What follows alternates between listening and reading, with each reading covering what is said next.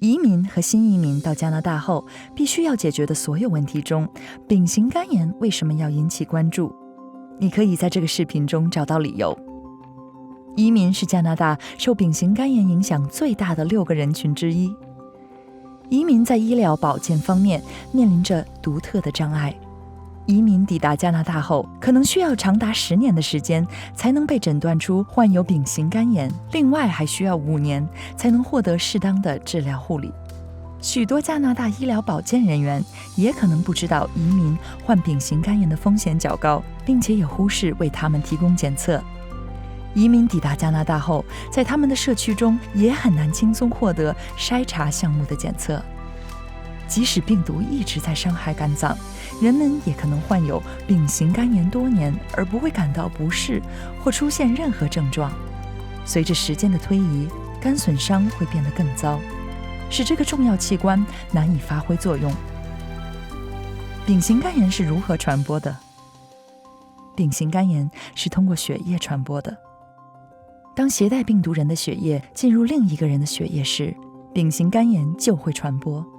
现在你可能想知道，这怎么可能？以下是丙型肝炎的主要传播途径：重复使用未正确消毒的医疗、牙科或外科设备，接受未经丙型肝炎筛查的输血或器官移植。如果您在1992年之前在加拿大或任何时候在其他国家接受过输血、血液制品或器官移植，并且不了解那里的筛查检测情况，请向您的医疗保健提供者询问有关接受丙型肝炎检测的信息。重复使用或共享用于准备和注射药物的设备，包括针头、注射器、过滤器、水和吹具。在加拿大，这是新发现丙型肝炎感染的最常见原因。共享抽烟或吸食毒品的器械也可以传播丙型肝炎。重复使用未正确消毒的纹身或穿孔设备，这包括针、墨水和墨水罐。丙型肝炎还有其他一些通过血液传播的方式。分享或借用可能带有血迹的个人护理用品，例如剃须刀、指甲刀和牙刷，即使肉眼看不到的极少血量也会传染。传统治疗师使用的一些疗法包括切割或刺穿皮肤，这包括湿拔罐或针灸。如果用于切割皮肤的手术刀不是全新的或未正确消毒的，或者是重复使用的针头，这些都会造成感染。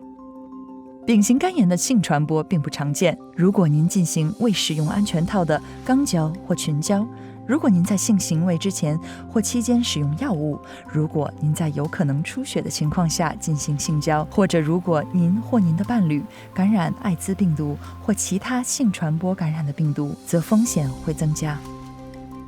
在加拿大，丙型肝炎在怀孕或分娩期间传染给孩子的风险通常较低，但在医疗不同的其他国家，这种风险可能较高。丙型肝炎不会通过母乳喂养或胸部喂养传播，但是如果乳头破裂或流血，则应停止母乳喂养，直到伤口痊愈。有很多活动是完全不会感染和传播丙型肝炎的。日常接触如拥抱、亲吻或共用水杯、餐具或厕所没有传播的风险。要了解有关丙型肝炎的更多信息，请访问 hepcinfo.ca 网站。您可以使用自己的语言阅读丙型肝炎信息，也可以向您的医疗保健提供者做咨询。